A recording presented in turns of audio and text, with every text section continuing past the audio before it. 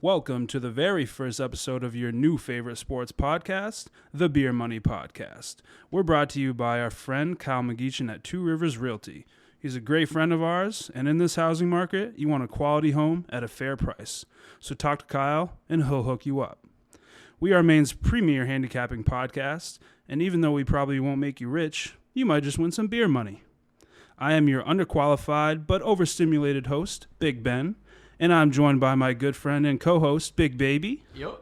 And our producer extraordinaire / soccer expert, Ham, a.k.a. Ham Newton, a.k.a. Lil Ham Sausages. How we doing?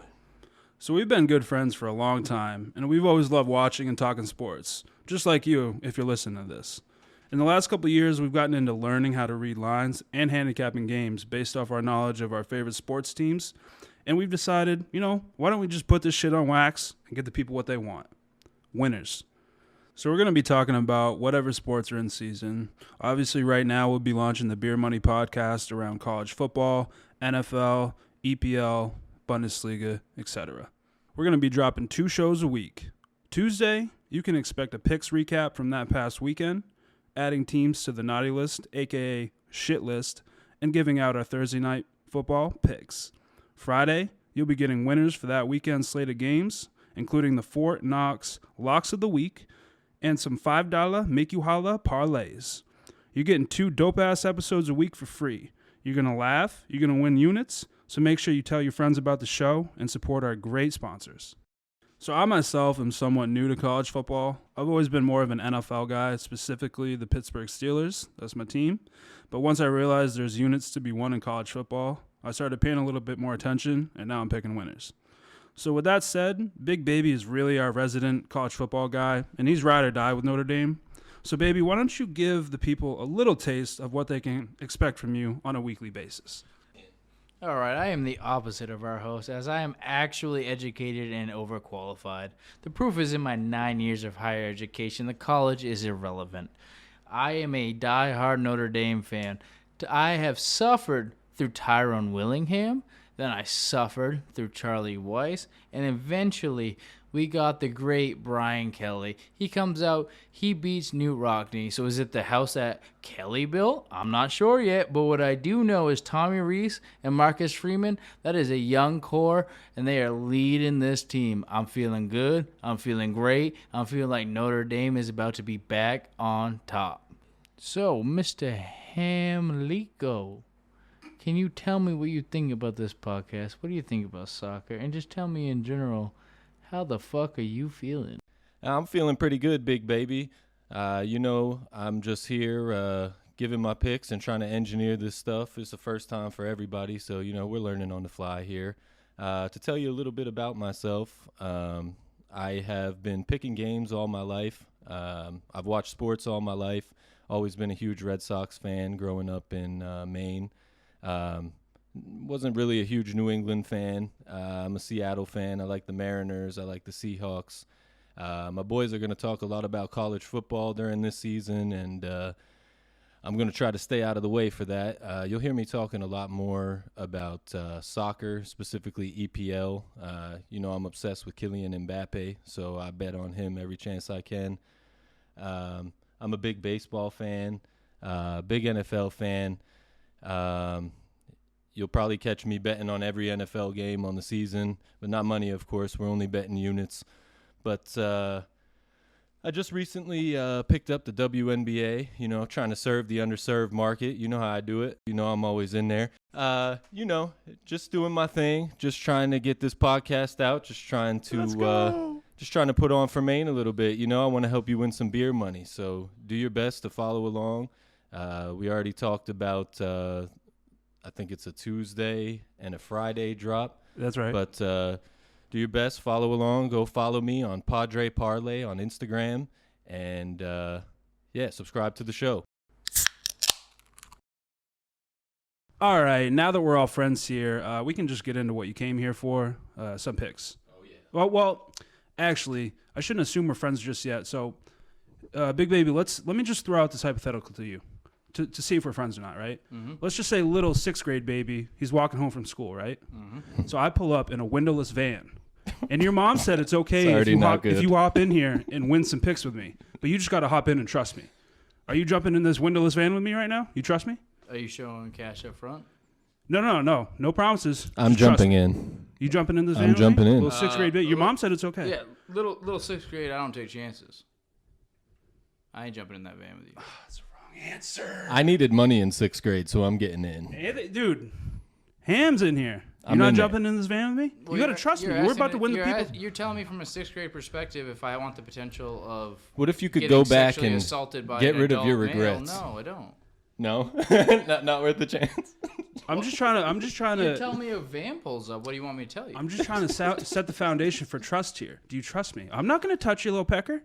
Just get in the van. If you want to do that, Just get in the van you and win could've some said, picks with "Do you me." trust me now? Yeah, I trust you now. I'll take You your trust me picks. now? I'll ride with you. I'll ride You riding with with you me? now. So you're getting in the van Yes. and you wanted some picks. go. I'll do baby. that. All right, we can get started because We're we in got the some van. we got some trust right That's now. fine. All right, we can do that. This van All right. sucks. Yo, this van is Van's fast got as fuck. question Where the marks. AC, dog? Dude, I just got the new exhaust on there. This thing's loud as fuck. It's sexy. All right, first game of the week we got is Cincinnati. They're going to Notre Dame. The line opened at Cincinnati -2.5, so they're a road favorite. You got Notre Dame as a home dog. They got bet down, so Notre Dame's now +1.5, so that means people are kind of hopping on the Notre Dame bandwagon, if you will. The total's at 50.5, 2:30 kickoff. Big baby, you're the resident Notre Dame Irish top fan. What do you got for this game? How do you want to start this out? I think a few things we need to look at is the home streak right now that Notre Dame's riding. They got 26 straight wins at when they're in South Bend. 26 straight wins. That's a huge point to think about right there. And also Cincinnati, they haven't played anything yet. No, they really haven't. They haven't done much for a schedule. They got nothing there. I think if you're looking at it, you do have to remember, yes, Cincinnati's halfback. They got the junior Jerome Ford. He's averaging 6 yards a carry with 6 touchdowns this year. He's been good. He has been good, but he also hasn't been tested at all. He hasn't played any legit defense yet. So I think what you're going to see is him playing a legit defense. You're going to see Notre Dame out there throwing a whole bunch of different looks under Marcus Freeman. He's going to get them a little frazzled there. And I think what you're going to have to see is you're going to have to see that quarterback, Ryder or Ritter, however you say his name. I'm not going to lie, I might say it wrong. But that quarterback, you have to look at what he's going to truly do against legit defense. Because this year, if you look at the for stats. Cincy? Their quarterback? Cincy quarterback. If you look right now at the stats. He's got some decent stats, right? That Cincy receivers have big. Goes back to not playing anyone, though. Yeah, but they haven't played Right. anyone. Yeah, well, if you look at Cincy stats too, their average for the receiving yard, they have high averages because it's big plays. They're Right. playing garbage. They're running forward. Yeah. They're having Ford hit them, and they're hitting them when they're not expecting that pass. You're not going to get that on Notre Dame. Kyle Hamilton's going to sit there and lurk in that defense, and he's going to pick you off. And, you know, you have Cam Hart. I don't think Cam Hart's going to sit there and do what he did last week every week. He had a great game at Wisconsin. I don't think that's every week, but he's a very valuable cornerback for them, and he's not going to let you just throw all over him. So I think that if you take Ford out, which they will with that D-line, I think that front seven's got him. I think the biggest thing you're going to look at here is what can that quarterback on Cincy do, and I don't think it's enough. I think you're going to see that Cincy being favored by 1.5 is kind of a joke. I think Notre Dame's going to win here pretty solid. The over-under at 50, 50.5, I believe it is, that is a little sketchy because I think what that comes down to is Notre Dame going to do what they did against Wisconsin. Are they going to start, really just pull away at the end? I don't think that will happen 2 weeks in a row. I think it'll be a little bit different than that. But I can see Notre Dame winning at least by 14 here. And I think the money line being favored for Notre Dame, you have to hit that hard right now. I think that's a very good value. Yeah. For units, if you're looking at the money line, if I had to throw out units, I'm talking. I think you put 2 units. I put 2 units on it. Right. If I had a little extra bread to throw around, I'm throwing froggy? 10 units.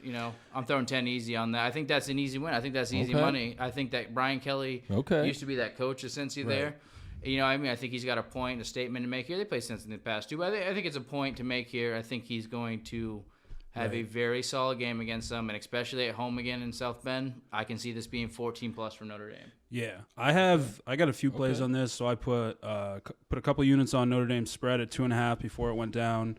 Threw a couple units on the Notre Dame money line, and then I was thinking, both teams they tend to start out slow, right? They might score a little bit in the second quarter, but I think you're right. They're going to open it up in the second half. But that's why I love the first half under. I found it at 24.5. So I don't think they're going to get there. That's 3 touchdowns and a field goal, and I'm still under the number with that half point. I love that. I love the first half under. And like you said, I'm not buying into Cincy just yet. They always kind of start out the year and the ranking committee kind of just throws a number at them anywhere between like 8 and 15, and they kind of just float around, and they might win a game, lose a game, but when it really counts, they can't pull through. And I don't think they have the roster to hang with Notre Dame all 4 quarters. Like, even though, Cincinnati is ranked higher right now, but you got to look at the people they're taking in, the players that they're bringing in, and what Notre Dame's bringing in. They don't have the roster to hang with Notre Dame all 4 quarters, and we've seen what Notre Dame does at the end of the games. Like, they've played, they played Florida State at the beginning of the year, and we know Florida State sucks now. But, that's a tough game to open the year with. They beat Purdue at home, who's got a good team this year. They cracked that ass last week at Wisconsin, who's on the shit list. Fuck Wisconsin. Thank you very much, Notre Dame. Got me to your point in the fourth quarter. Got me about 6 units on that game. Thank you very much. Mm-hmm. But I totally agree. I think Cincinnati's way overrated. This is way overmatched. Like you said, Brian Kelly's coming in with a 26-game win streak at home. Mm-hmm. There's no way that he's letting his former team come in there and snap that in front of the home crowd. And especially if you can get Notre Dame as a home dog.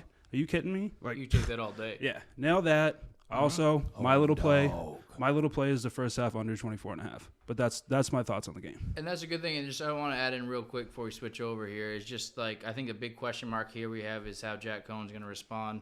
He's coming back. He has an ankle injury that he's still. They say it is a positive progress for his ankle injury. With that said, Brian Kelly came out and already said that he had Drew Pine taking equal snaps. He's taking equal snaps. Yeah. So and you still have Tyler there, the freshman at.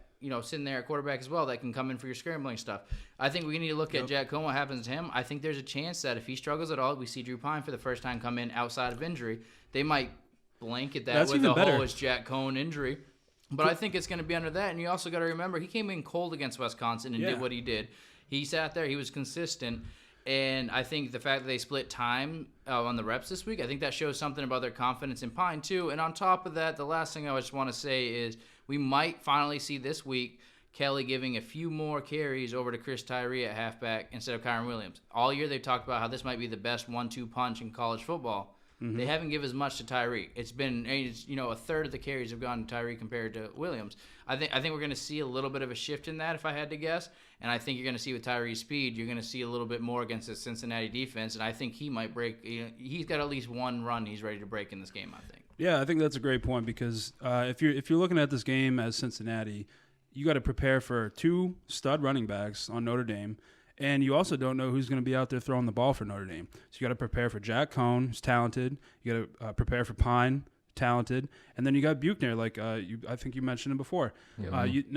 Now not only it's hard enough to prepare for 1 quarterback and 2 great running backs, and now you don't know if you got to prepare for 3 quality starting quarterbacks because you saw last week Pine can do the job. I think Buchner's shown that he can do it too. So I think Notre Dame's in great shape. That even if no one's hurt and everyone can play, they might just throw in a couple quarterbacks to change it up on drives and see what they can do because they all play a different style of game. So I think that's what it goes back to. I don't think Cincinnati has a roster to hang with Notre Dame for 4 quarters. I think it's a joke that they're a favorite on the road. It's ridiculous. Like you said, they haven't played anybody. They beat Indiana by 2 touchdowns last week or the week before that. And that's an overrated Indiana team. Great. Good for you, Cincinnati. I think they are going to come in. They're going to hype themselves up too much. They're going to get smacked around. They're going to wish they hadn't came.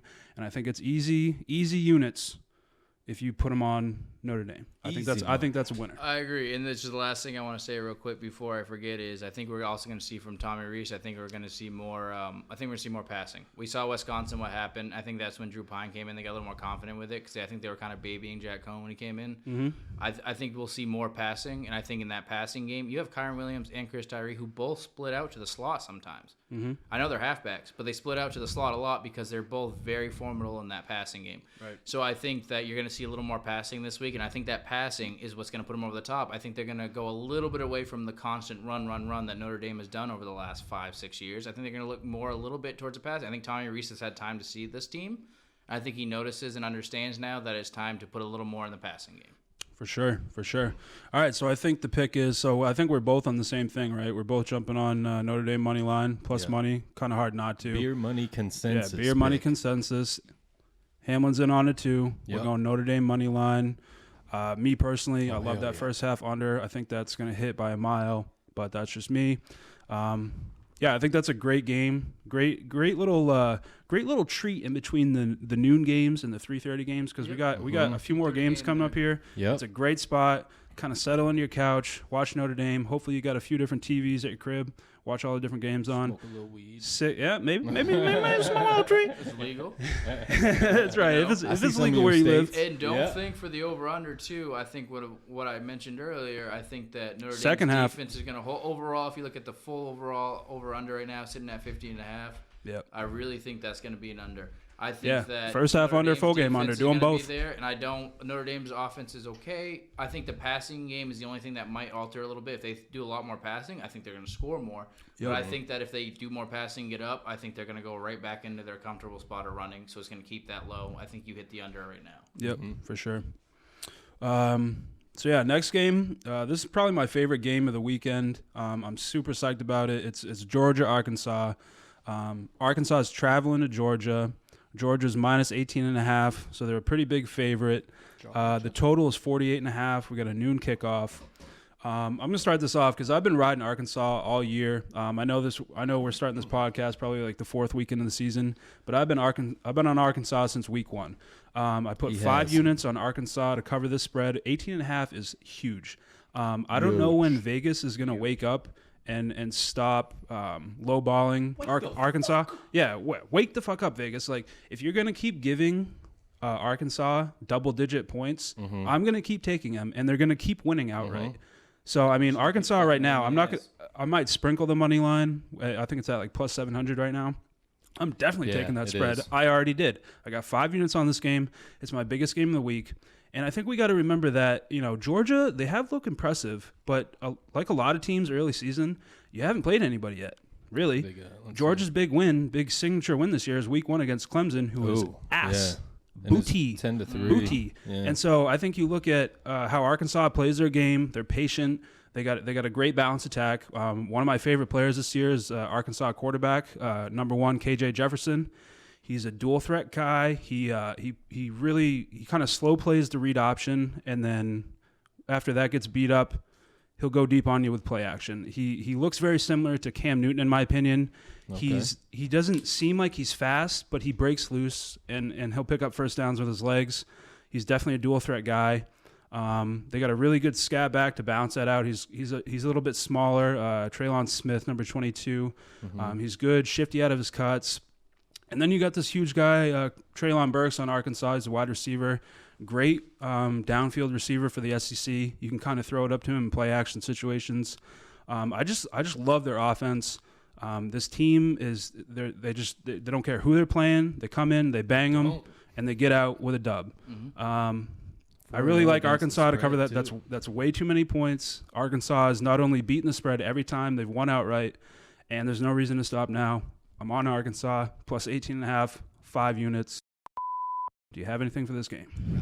What I can say the most about this game right here is I think that no matter what, Arkansas money line, that's worth sprinkling some units on. Man, plus 700? All day, that's too much. That's too many units. I mean, you don't got to think too hard about that just to do it to cover. And that's a half good a unit, hedge. 1 unit. Right It's now. a hedge bet no matter what. All day. I mean, you got to look at that. You can't take that for granted. I think that has to be there. Hell no. I They think do that to themselves. That's right, ridiculous. and I think the spread. I think when the is spread, Vegas gonna wake the up? spread's usually less favorable, obviously, as far as odds and payouts for units and stuff. But if you're looking at the odds and stuff, 18.5, that's so generous for Georgia. And I think, but with that said, I think there's a couple things we're going to see this game. I think we're going to see that, first of all, Georgia's defense is legit. We do know that much. We know that Georgia's defense is legit. And I think that we're about to see one of two things. We're going to either, A, expose the Big 12, for which I've been saying all along, and I think Arkansas is that outlier in Big 12. They're SEC. Arkansas is? Yep. Can you rewind this? All right, so take that back. What I think is we're going to take that back. So starting from the top, bam, bam, clap. What I think here is what we're going to see is Georgia's defense is legit. Georgia's defense is definitely no joke. They can sit there and they can hang. I think the reason why this is tricky for a lot of reasons, though, I mean, you got so much disrespect towards Arkansas. And as everyone knows, you look at Las Vegas. What do they have to do? What do they have to do to get some respect? But you always look at Vegas odds. But that's good for us. Vegas odds, they're always a little. and That's the other thing. Yeah. they're always a trap, and I get that. I think they're dead wrong. But I think they are dead wrong this week. I think that's one of those. I think they're trying to be sneaky and add it in there, and I think they're actually hurting themselves on this week. I think that's so, a bad take from Vegas. I don't think Arkansas has any problem covering the spread. Absolutely not. As far as again money line, you got to go with that. You have the to. over under 48 though. I go under on this for strictly because Georgia's defense is legit. Georgia's defense is legit. I think Arkansas's defense can sit there. I don't think Arkansas's defense is elite, but also the reason why I say that is they played Texas A&M, who I think is okay. They're pretty solid defense. I think I think A&M overall was very overrated. Absolutely. This year. Absolutely. I'm the same way we talk about Cincinnati. I think it's overrated. I think they are overrated as well. So I think that with that said, though, you can look at the under being the more favorable hit. I agree. And to go with that, the last thing I'll say about this game is just like I truly don't think that JT Daniels is anything special. I think there's a difference between That's a great point. He's banged up. I think even a healthy JT Daniels, you have college, stars, and then you how does that translate to the NFL? I don't think JT Daniels is even a college star. And so I'm sitting here with my hot take on this one game right here is I think he's going to have a lot of pressure this game. He's going to know this is a big game for him.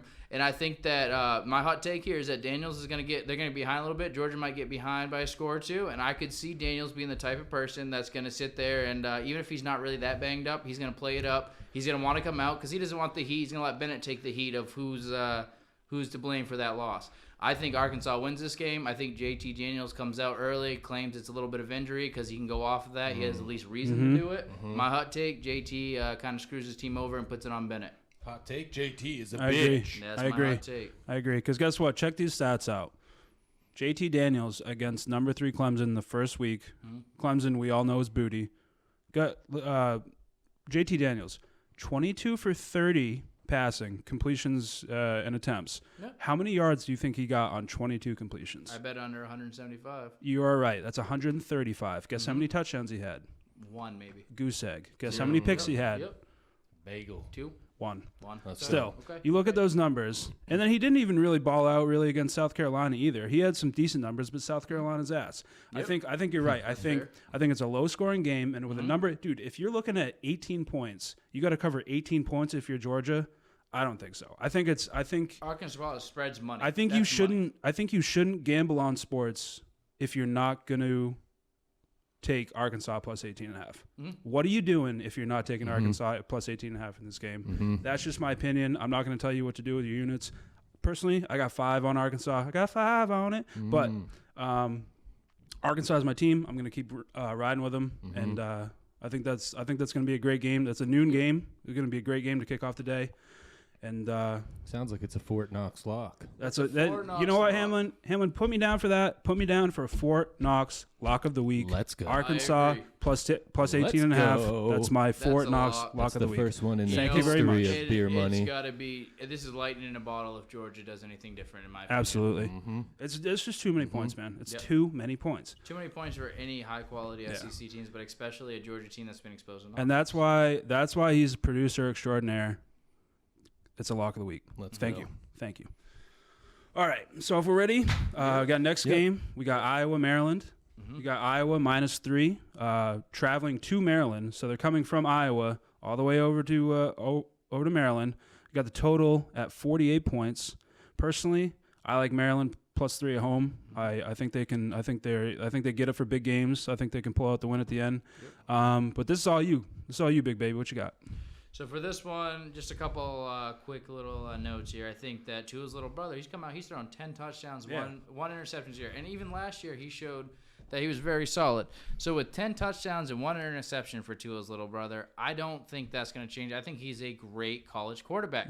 And again, might be a little bit of a hot take on the separate topic of the NFL. I think that Tua was a great college quarterback. I think he was just going to translate to average in the NFL. I think we're already kind of seeing that. Not even past injury prone. I just think he's an average quarterback. I think his little brother is doing the same thing. I think he's proven that he can dominate the college landscape in multiple ways. That does not translate to the NFL. We see what happens with elite talent out there in defense. And you can't turn the ball over to Iowa. That's how they beat teams. And I don't think that he does that. I think nope. I agree. I 100% agree. That was my next point. Is Iowa played. So at this point, Iowa has played an overrated Indiana team, very overrated. and an overrated Iowa State team, in my opinion. Exactly. I think Iowa State is normally overrated. I think it's because they're in that Big 12 and they want to give a Big 12 a little When's the shout last time Iowa State won anything? When they win a Peach Bowl or whatever the fuck it is? I don't care. It's a little shout out. Hand It's a little out shout out your to Big 12 all the time. And I think that Iowa is very, very good at limiting points on defense, though. We can't discredit that. They haven't given up more than 24 points in a game since 2018. But again, Crazy. I want to look Holy back shit. at what you have. Holy shit. Again, I've always been of the opinion that the Big Ten Ten, has they don't been score a very lot. overrated a lot. I think they're solid on defense. I think that's always a good trend. It's kind of like Big 12. Big 12 has offensive firepower, no defense. I think Big 10 has always been kind of the opposite. 100%. The outlier would be Ohio State. You got who shitty weather, you Ohio got State snow, gets you got great. cold. Right, Yeah. and Ohio State usually gets good credit for being. They do score a lot. Ohio State is the outlier, just like we talked about earlier with other outliers there. So I just think that if we're looking at it that way, and you also got to think, Maryland did beat a very good West Virginia team.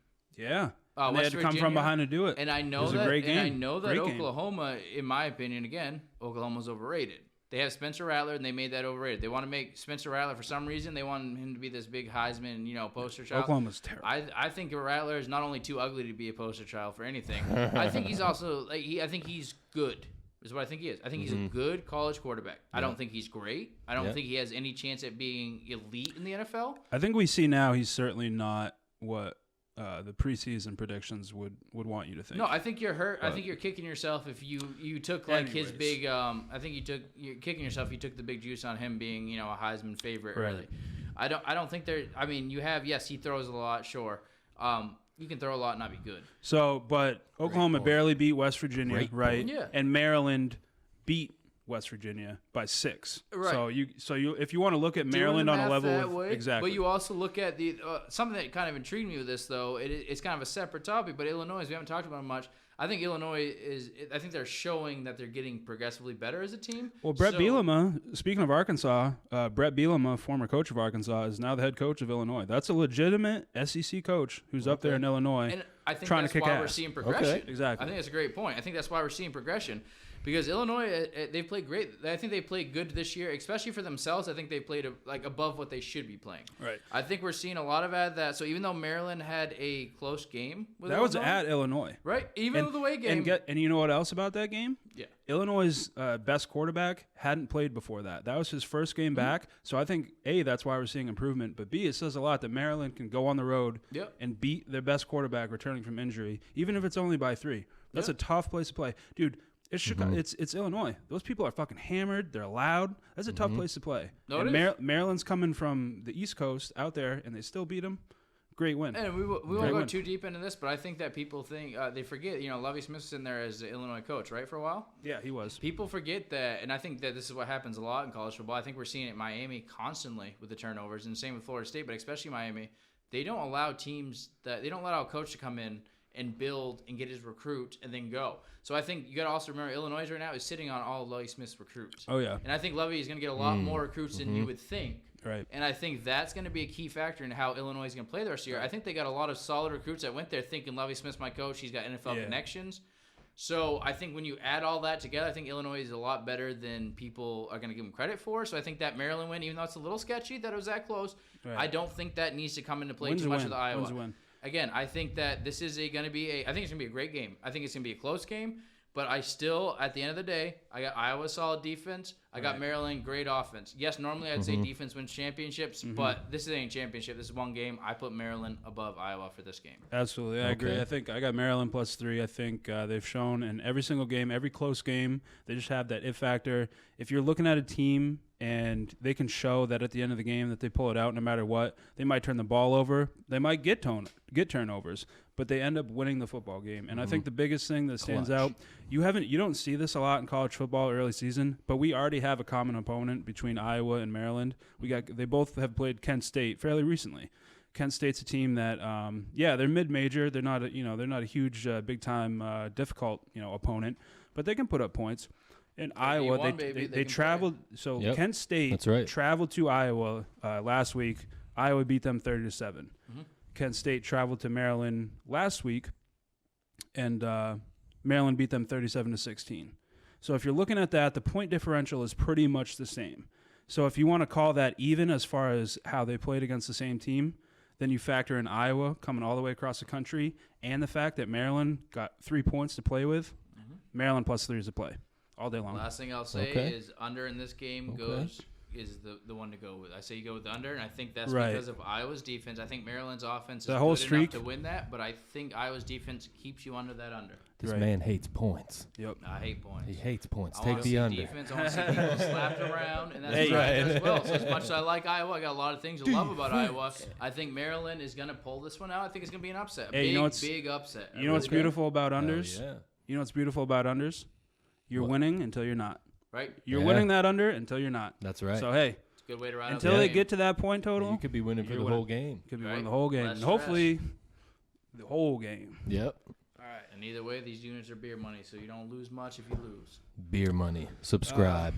So our next game, this one's personal to me because, like I said, it's Michigan, Wisconsin. Wisconsin's a home team. They're giving Michigan 2 points, so Wisconsin's -2. The total over under it's 43.5. It's another noon kickoff. This one's personal to me because I've been riding Michigan all season. They've been great covering the spread. First time they didn't cover was last week against Rutgers. I think it was 20-13 was the final, so they didn't cover the spread there. Wisconsin, they're on my shit list. Wisconsin is one of my least favorite teams of all time. I'm a diehard Steelers fan. I have been on my whole life. I hate the Wisconsin Badgers more than I hate the Baltimore Ravens. That's how much I fucking despise the Wisconsin Badgers. Can I say one thing real quick? Who do you hate the most on Wisconsin that makes you hate them so much? Because I bet we have it in... Can you guess? I can guess Graham Mertz. Graham Mertz. Yep. Graham Mertz. Terrible stats. I think for that's Graham a big Mertz. thing. Graham Mertz. Yeah. I think he makes everyone hate Wisconsin. Yeah. How could you not? How could you not? I think it also makes you question. I think he's got 2 touchdowns and 7 picks this year. One touchdown, 6 picks. Exactly. You know. And I'm happy to say. So my pick this game is Michigan +2 and probably Michigan money line. If we're being honest, I put a couple units on the Michigan money line because I'm so confident. I don't need those 2 points. Mm-hmm. I don't need them. I think for me this game's a little bit tough because I've always been in a strong opinion the last few years, especially that the Big Ten isn't that legit from top to bottom. No, it's not. I think they go through their waves. I think last year Northwestern proved very great in certain aspects. They had a great O-line, they had a good defense. Same with Indiana. Right? Indiana went out and covered, I think, against Ohio State. Indiana played out of their minds last year. Yeah. We rode with them for units last year, Right. There was good things there. But I think I will, as a Notre Dame fan, it hurts me to say it, but I will concede that I think Michigan is a better team this year than they've ever been under Harbaugh. Oh, absolutely. I do think overall, absolutely, as long as you can avoid, outside of injuries and that, if you're looking at them as a whole, I think this is the best team they've had. And but with that said, I truly think they're still a very average D1 college football team if you're looking at Power 5 conferences. And with that said, I think Wisconsin's defense is definitely above average. I mean, I'll dare put them towards great. They are great. They're great. I won't put them at elite, but they're great. They're a great. If you take that defense. off, if you take that defense, Wisconsin's defense, and you put it with even an average quarterback, I think they're undefeated. Yeah, they beat Penn State and they beat Notre Dame. And I agree with that. But the offense is so it's terrible. Booty. It's terrible. Bad. And where does that start though? Graham Mertz, right? Graham Mertz. Has to. So if you're looking, 1 touchdown, 6 picks, right? Yep. 1 touchdown, 6 picks. What's his completion percentage? I bet it's 50 at best. 44%. What is it? 52 at best. 56.8%. Wow. Okay, he's better Terrible. than we thought. He's only averaging 6 yards per pass, though. So think about that. Even with dumbed down passes, he would be better off. He can do. He would average more yards per throw if he switched hands and started throwing lefty rather than throwing righty. Because clearly throwing righty is not working out for Graham Mertz. Yeah. At this point, Wisconsin would do better just running every damn play, not worrying well, about that's the play thing. action. You know what a crazy stat is? He's got a great running back. Great crazy stat. He threw double the amount of passes last year in 2020. He threw 193 passes to his 95. He's thrown more interceptions this year than all of last year. Yep. All of last year. I think unbelievable. I think Graham Mertz, and this what a fraud. It's unfortunate. What a fraud. And with that said, I will say, as you guys can admit, us sitting here, I'm not pretending we could do better. That's not the point of this. We're not pretending we can do better. But what we are doing is comparing him to his field, and that's fair. Right. You're comparing him to what he has there. He is. If you compare him to his field, he's I hate to say he's dog shit. He's nothing. Yeah. He's really, really you bad. don't hate to say it. And I don't. As a whole, I like the idea of Wisconsin University. And he's not the type I like the college. I like all about that. I love their fan base. I think they're really passionate, and all that I appreciate. But there's no doubt that when you come down to a game, what do you normally look at? 95% of the time, you're looking, what can your quarterback do? Yeah. Graham Mertz isn't going to do it for you. So as much as I don't think Michigan is a great team, because I think they're good. I think they're a good team in a average conference. I think what you get out of this, though, is that Graham Mertz has zero chance of leading them at the end. And I think this is going to be a game that's going to be a little dogfight defensively till the end. I think when it comes down to the end, it's going to be where's the quarterback play at? Graham Mertz is not going to show up. I think that's why the spread is so tight on this right now, because I definitely think this is a game where even Vegas doesn't know what's going to happen. That's why we got a 2-point spread. Yeah. So I think this is Michigan's test. We're going to find out whether come November when Michigan is playing Ohio State, this week is when we're going to find out whether that game matters. Because, Michigan's looked great against opponents. Even against Rutgers, they didn't cover, but Rutgers is a tough team. They got Greg Schiano back. Greg Schiano's got NFL pedigree. He's a great defensive coach. And so I wouldn't expect them to roll over Rutgers. And I think that was it was fair that Rutgers covered that spread. But I think if you take Michigan at their best, what they're doing best this year, and you match it up against what Wisconsin's been beat by, I think that's a recipe for Michigan to come out and show that they belong, show that they're for real this year. John Harbaugh, we all been saying, or Jim Harbaugh, everybody's been saying Jim Harbaugh hasn't done really anything of significance since he's been at Michigan. He's had a few recruiting classes under his belt. He's got some studs on the skill positions on offense. Number 2, what's his name? Blake Quorum, Michigan's running back. He's fast as fuck. I think he's averaging 7 yards a carry. He's solid. Eventually, they're going to wear down Wisconsin's defense. They're going to do some trickery. Someone's going to break free, and they're going to start dumping all over Wisconsin.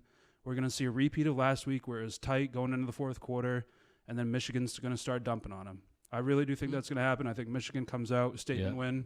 I'm riding Michigan +2. Thank you very much. And for future picks real fast, don't forget, I think, I mentioned this earlier, I think we need to give credit to Rutgers and what they've built as a program there. I think 100%. Ever since you had the right... Imagine trying to recruit guys to go to Rutgers. You had the Ray Rice era where Rutgers, they put some legitimacy out there. Rutgers. And and there we go, little ham sausages. His mom goes there. She went there, right? Yeah. And but what I'm saying, like Rutgers, ever since the Ray Rice era, they haven't had much legitimacy. And I think this year, no, they're terrible. But I think this year, I think we do. As much as I don't want to give credit to Michigan, I think we need to give credit to Rutgers on this point to realize Michigan isn't bad. And I think Rutgers. This shows what Rutgers is becoming. Because they got Greg Schiano back. They had to, dude. They not only did they give Schiano the bag to hire him back, he asked for a private jet to do recruiting and go to games and whatnot. And they're like, yes. They didn't even think about it. They're like, yes. And the very, very last thing I want to say about this game, we'll move right on, is as much as it pains me again, I think this is a amazing point of the importance of letting a coach go through his progressions, getting his recruits until you decide to fire or, not.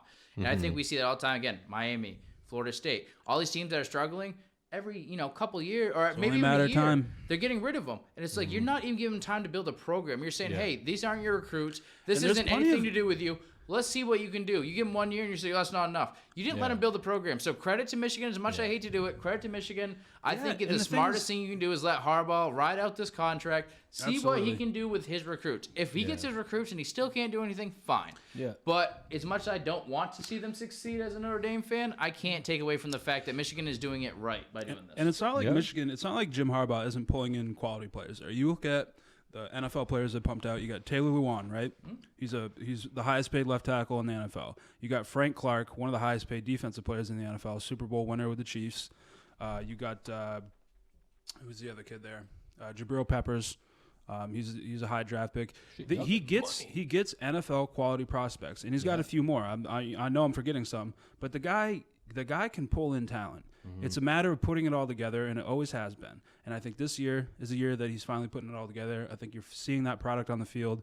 They're not losing games at the way they have been in the past. Usually you're used to seeing Michigan piss down their leg at the end of the game or just being out of it in the first quarter to begin with. That's what we've always seen from Michigan. They're not doing either of those things this year. I think Michigan's legit this year. I'm going to keep riding them. I fucking hate Wisconsin, so of course I'm going to bet against them.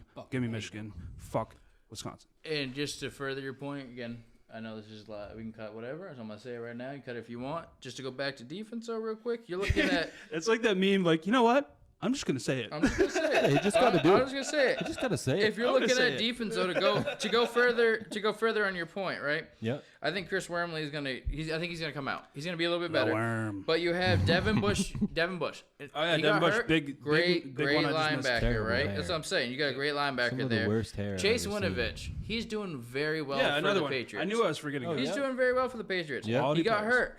But Michael Alwanu, the New England Patriots guard. I know it's offense, Come again? but he's great. Alwanu, right? Well, what was that? And then you have Frank. You mentioned Frank Clark, but you also have Rashawn Gary. A lot of these guys Rashawn Gary, there you a go. lot of Holy these guys shit. are coming from the defensive Build a side of squad. Michigan. There you go. Michigan hasn't been able to get a good quarterback yet. It's shown through. Wisconsin can't get one either. Also, at the end of the day, last take. You need big quarterbacks to be anything productive in college football. It does not have to be an NFL quarterback, but you need big college quarterbacks. So again, Maryland pick, that makes my point. Tua's little brother is a big-time college quarterback. Yep. All right. Slam it home. Last game that we have for college slate. It might be my favorite game of the week. I know I said Arkansas is my favorite game of the week, but that's only as far as units are concerned. I think this game is going to be the most entertaining game of the weekend. It's a fucking fantastic matchup. Storylines out the ass. Just great all around. I'm talking about Ole Miss going to Alabama. Alabama's giving them 14.5 points. We got Alabama minus 14.5. The total, guess what the total is, guys. Just give me a guess. What do you think the total is? It's very, very high. It's going to be very, very high. Do you have Grossly any high. sort of guess? It's over 70, and it's absurdly high. It Over started 60 at least. Maybe not 70. Over 60. It started at 79.5 is where it opened. That is the highest point total, highest opening point total Way too high. in the history of an SEC game. 79.5 points for these two teams. Wow. Yeah. That's going to be a hell of a game to watch. Unreal. And so the way I look at that, you'd never think you'd see Bama in a game where the point total is almost 80 fucking points. So you know what Vegas wants you to do? They want you to say, hey, look at that total. It's That's almost way 80. too much. Yeah, it's almost 80 points. You want the under, don't you? That's way too much. Do it. Don't take it. Do it. Take the under. Do it. I'm Do it. not Well, you doing know it. what? That's I'm fair. not doing it. I'm You know not what? doing it. They're challenged me to take the under. And guess what I'm going to do? I'm taking the over, goddammit. All Give it to day. me. Give me that over. You think you Give can it to me. You think you can scare me with 79.5 points? Hell No. no. That doesn't scare me at all. I love points. I'm going to sit on my couch, drink some beer, and watch this game fucking rack them I up. live for 80 points, And I don't even care who wins this game. You know why? Because I just want those points. Yeah. Give me all the points, Daddy. score, give me baby. give me a bukkake of points. Give me it all over the place, all over my face. Give me All all those over. bukkake points. Come on, I don't give a fuck. Give me that over. I'm taking the over. yeah. Thank you very much. I'm also taking Ole Miss plus 14.5. I think Okay. Lane Kiffin's going to come in, show Saban who's Wow. daddy. I don't know if they're going to Okay. win the game. I don't think they don't have to win the But to game. I don't cover? care. 14.5 points, ton of points. Okay. Give me 14.5. Give me the fucking over. Let's go. I can't wait for this game. So I hate to do this. I'm going the opposite of you. That's I fine. love it. So I think I with the love it. over-under, I think this is an obvious under. Drop the glove. I think it's an obvious under. what they want you to think. Yeah, and I get that. Normally, I think Vegas is a little trap. I think this is an obvious under, and I think the reason why, right here, and I think the spread is bad too. I think Bama is going to cover that spread. What I'm looking at right Ooh, now. let's go. Yep, what I'm looking I at can't right wait now- for Monday's show because we're going Okay. to find out. I think we will find Yeah. out. But again, I will fully admit right now I haven't paid as much attention as I should to Ole Miss defense. I've been focused on their offense. I should pay more attention to their defense. You should focus on But their if you're offense. looking at their offense, you got Matt Corral, right? So I'm not saying he's not a good quarterback. I think he is. I think it's another college quarterback. Heisman favorite. I think he's another college quarterback. With that said, I think that people are giving way too much, and they're putting way too much in the fact that Chris Allen is out for Alabama on that end. They still are so filthy on that defensive Do you think line. people are? Do you think And the that's top getting too seven. much credit? I think so because Because I don't even know who that is. well, So Chris Allen was their top D lineman, so we should know who he is. He's their top pass rusher. Yeah. You're talking your top pass rusher is out. Okay, well, Ole that Miss. goes to my point, doesn't it? No, it Does does. not? It does. But what also goes to my point is Bama also has the number 22 ranked player in Drew Sanders and the number 19 ranked in Chris Braswell According to to who? replace that opening to ESPN. Their rankings for their recruiting does? thing. Alabama has a number 22 ranked player in Drew So Sanders. recruiting. In Okay. recruiting. That's fair. That's fair. And okay. number 19 ranked in Chris Braswell, who can both replace that spot. You know who's number one? You know who's number one in my heart? Matt Corral. Anyways, Big continue. baby. All right. So he can be number one in your heart, but he's also going to be number one on your shit list after this game. No, fuck no. Because I think that when you have Drew Sanders and Chris Braswell who can both step up there, Who? people forget these are 5-star recruits. So they're freshmen? I'm not worried. No. They're not freshmen, but I'm not worried about that. I will admit, yes, Chris Allen, a 5-year senior, that is a big. Oh, he's a super senior? It's a big blow. Well, COVID counts it different. Oh, so COVID if you're super looking senior. at it though, But if he's you're looking hurt? at it, yes, Chris Allen's a big blow. It's not that big to a team like Alabama. That would be a big blow to a team like Next man LSU, up. Auburn, anybody else outside of Alabama. Honestly, that is a big blow for them though. They have people that can step up because guess what? If you have Drew Sanders step up, he doesn't do well. Chris Braswell will come in. One of them is going to produce. I am not worried at all about Ole Miss throwing all over them. I think their Bama's secondary might give up points. I will give that. But it's not going to be because of pass rush. It's strictly going to be because if Bama's secondary maybe blows a few coverages. They're not going to blow enough coverages to let this happen. I think the under is a guaranteed hit. I think the spread for Bama is easy. You take the spread on Bama, and I think the money line goes to Bama. At the end of the day, as much as I hate to hype them You're up, gonna bet you're gonna bet a 14.5 favorite this game money is line? hyped up because Okay. of Lane Kiffin and Matt Corral, and I do not think we're going to see that. I think we're going to see that Saban is going to put Kiffin in his place. Kiffin's going to get down in his little high chair, and he's going to be quiet when Saban talks. That's what it's going to come down to. Saban's going to say, be quiet, little baby, I need to talk. And they're going to win the game. I cannot wait for and this at the game. end of this game, Cannot wait for and this at the game. end of this game, Gotta watch it together. Saban's going to have Oh, we will. At the end of this game, Saban is going to have Kiffin on a little leash and say, walk on all fours to your side. Kiffin's a freak, dude. I'm He not loves waiting. that shit. Dude. I think he Have probably you like seen it. his Tinder He'll profile? like Dude, it. he's a daddy, man. He'll like it. He'll like it. But the point is, Saban's going to make him prove that he loves that shit. Prove it. Saban is going to come out here, and he's going to smack Ole Miss in the mouth, and I bet that Bama wins by 21 plus. Okay.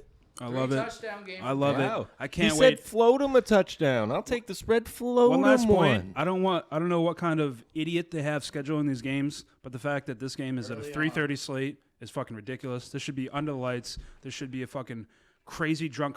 Imagine giving those guys Yeah, dude. all day to drink. You deserve to be Even fired. Under the lights. more. Is this Under the Alabama's lights. athletic Even more director? reason. Guess who they to guess Who am who I they have? calling? Guess who they have at the primetime slot for 7:30 on ABC? Notre Dame. It's Indiana No, and Penn. Dame's 2:30. I It's forgot Indiana and already. Penn State. Oh, let's all get up to watch fucking Indiana and Penn State score fucking 25 To points be combined. fair, you Yeah. schedule these early on. You think Indiana's Yeah. better than they are. I think that we should have known before when Indiana lost a few Well, yeah, guys on that's defense. just- They weren't, and on offense too. But just let me yell at someone. all right? all I'm saying is, I want your think this job. is going to be a very underwhelming game. I think Bama's going to Oh carry out my 21 God. plus. Oh 21 my plus God, for what a Bama. party pooper. And I'm not even a huge Bama fan. Oh I'm my not a God. huge Bama. I'm just saying this is not. I don't think Bama is going to be some elite team that runs a table, no issues. I don't think Ole Miss is going to be their problem. I'm not worried about it. I'm saying that Bama is going to run through Ole Miss. It's not going to be a problem. It just disappoints me. I just asked for a bukkake of points on my face, and you say it's going to be a disappointing game. It's so sad. It's just going to be Saban and his bro. It's Hey, going to well, be easy. I think Someone's if you gonna be asked right Saban what a and someone's bukkake gonna be was, wrong. he'd say it's a type of sushi. He doesn't know. He doesn't know. He's like, yeah, I gave my wife that the other day. My wife asked me We for go that, to and I this said I don't like five-star sushi. restaurant. Yeah. He's like, you can't get good sushi in Alabama, wife. We're not doing bukkake tonight. Also, shout out Shane. Shout out Shane Gillis. If you want to know how Alabama got good at football, just listen to him. He'll tell you. Yep. He'll Anyways. tell you. He'll tell you. Shane Gillis will tell you. All right, that's gonna wrap up our college football games this week. Next segment, we're probably gonna do some NFL. We might I do hate some leaving it. might do some soccer, some baseball. You never know. But stay tuned. We're gonna have you listen to one of our great sponsors that brings this You're gonna great love show 'em. to you. And then after you listen to that and give them your business, then we're gonna talk some more football, Buy probably some fucking NFL. house. Let's do it. On behalf of the Beer Money Podcast, I want to thank you for listening to part 1 of episode 1. And we are legally obligated to tell you that the Beer Money Podcast does not guarantee results. All of our bets, all of our picks are suggestions, and they are made to be taken as such. Always do your research. Always be a responsible gambler. And if you or anyone you know has a problem with gambling, please go online to find your state's local resources. Thank you again for listening, and we'll catch you tomorrow.